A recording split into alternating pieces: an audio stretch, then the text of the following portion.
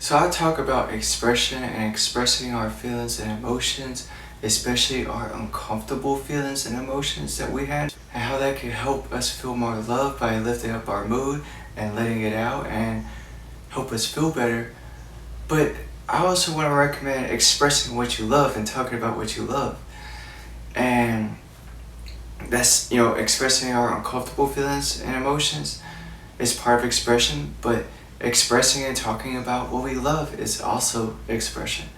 And in this video, I want to talk about why I love Spider-Man. And I've loved Spider-Man since I was a kid, and he's always and will always be my favorite superhero. And I remember my mom telling me when I was a little kid, when I loved Spider-Man, and she told me that when I get older, that I'll grow out of it, and that I won't always love Spider-Man. And here I am, 24 years old, getting excited and getting ready to watch Spider-Man Brand New Day next week, and excited to watch Spider-Man fight the Hulk on the big screen for the first time. And yeah, I'm excited about the movie, and I still love Spider-Man, even 24 years old. And so, yeah, I proved her wrong that, even as a 24-year-old adult, and I'm pretty sure I'm going to love Spider-Man until the day I die, because he's my favorite superhero. But yeah, I still love Spider-Man, and I loved him since I was a kid, and I still love him now. And now I feel like, now that I'm older, I feel like I understand more of why I love Spider-Man. And yeah, he is a relatable nerd who, who goes through similar struggles that we go through as human beings, like having to pay rent, handling heartbreak, going through, getting betrayed by your best friend, getting bullied in school, especially being a nerd, like how I was a nerd in school. I feel like I relate to him on that aspect too. So a nerd being bullied, handling heartbreak, having to pay rent, I feel like I'll personally relate to that. But also, yeah, he has personal struggles that I could relate to, but I feel like I relate to him, and I like him even more because of his character. And what do I mean by his character? Yeah, you have the actual character of Spider-Man, but what he represents, what he stands for, what he believes in, and who he is and how he treats people, that is his character. And he's known as the friendly neighborhood Spider-Man, okay? He's friendly. And Jesus says, love thy neighbor. And I made a video that said, be a friendly neighbor and love thy neighbor, which I feel like Spider-Man represents well, is being a friendly neighbor and loving thy neighbor. And he has a do not kill rule. He does not kill his villains like some, heroes or anti-heroes, but he has a do not kill rule. He will not put his villain, even if his villain kills his Uncle Ben, even if his villain kills his Aunt May, he will not kill his villain. And I respect that, and I love that about him even more. And it just shows how great of a character he is, and how great his character is. And he also has his core philosophy, his core message, which is, with great power comes great responsibility, which hit him hard in the original Spider-Man movies. And it hit hard kind of in Spider-Man No Way Home where Aunt May sent him, but the original quote came from Uncle Ben in the original Tobey Maguire movies. And it hit hard because when he first discovered his powers and he realized that he had superpowers, he's like, oh, I can use these superpowers to get women. I can use these superpowers to make money. And so one of the first things that he did was use his power to go fight in a tournament against a wrestler to win some cash. And so he did the fighting tournament with someone, and he ended up winning using his powers.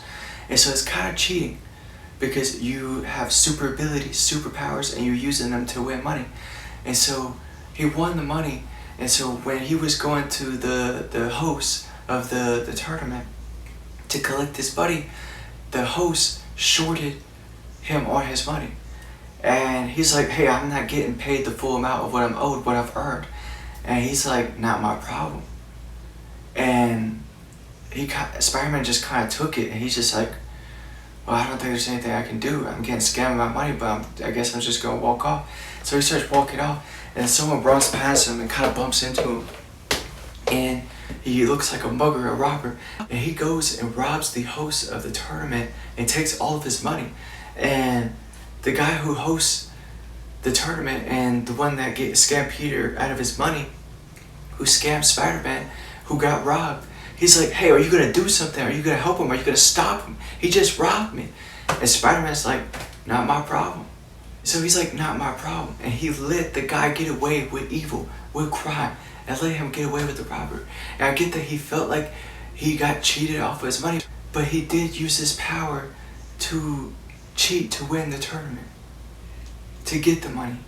So two wrongs do not make it right.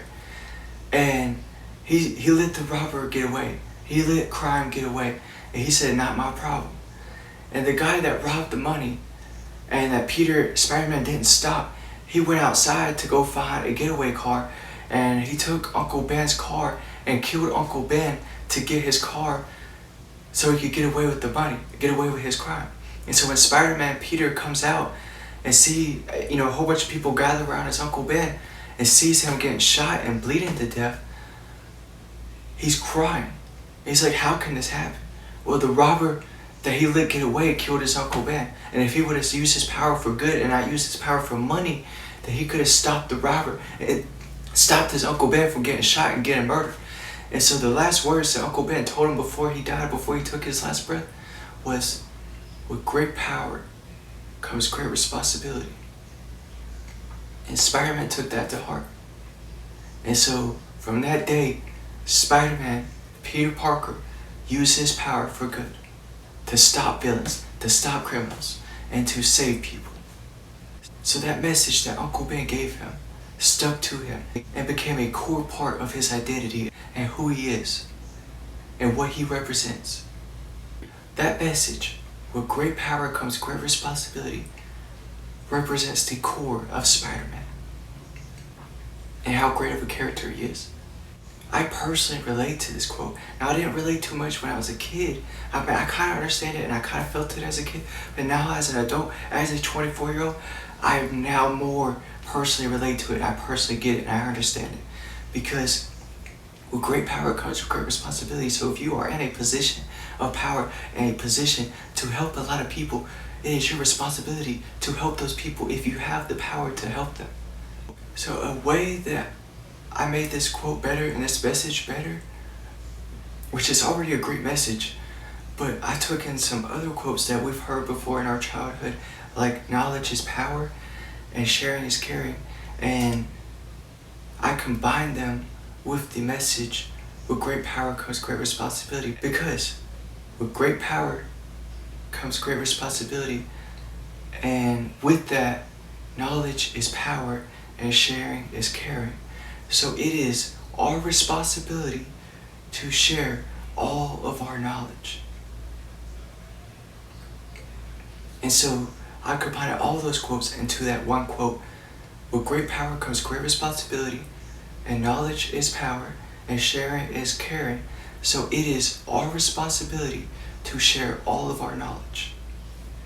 And so that is my version of the Spider-Man quote. And another thing that I want to talk about, the fact is, I loved Spider-Man when I was a kid.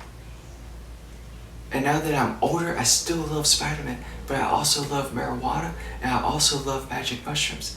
And I find it ironic, the fact that Mary Jane, who is Spider-Man's romantic lover, is referenced as marijuana. A lot of people, it's like a slang term for marijuana, Mary Jane. And Uncle Ben is a slang term for growing magic mushrooms. And there's actually a subreddit on Reddit that is called Uncle Ben. And a bunch of people talk about how to grow magic mushrooms and the process of growing magic mushrooms. So I didn't know this as a kid, but now that I'm an adult and I still love Spider-Man and I love marijuana and I love magic mushrooms. So as an adult now, I still love Spider-Man. And now I love marijuana and I love magic mushrooms. And I find it cool and awesome and ironic that Mary Jane, Spider-Man's romantic lover, is referenced in a slang term for marijuana. And Uncle Ben, Spider-Man's inspiration for doing good and using his power for good to help people and save people, is a reference and a slang term for growing magic mushrooms. I find that awesome and cool and ironic. And so, yeah, I think that's why I love Spider-Man. I also love him because he crawls on walls, and I think it's cool to swing around cities, and I think he has an awesome power and a cool power. His superpower is cool. He's a Spider-Man, the powers of a spider. And to shoot webs from your hand, and it's just a cool thing to do. And, you know, I thought that, and I felt like that since I was a kid, but, yeah, I think that kind of sums it. I'm sure there's probably more to why I love Spider-Man, but I feel like that pretty much sums up why I love Spider-Man. And yeah, that's why I love Spider-Man, and I'm excited to watch the new Spider-Man movie, and I probably will make a Spider-Man review of that movie and make a video about that. So yeah, that's pretty much all I want to talk about in this video.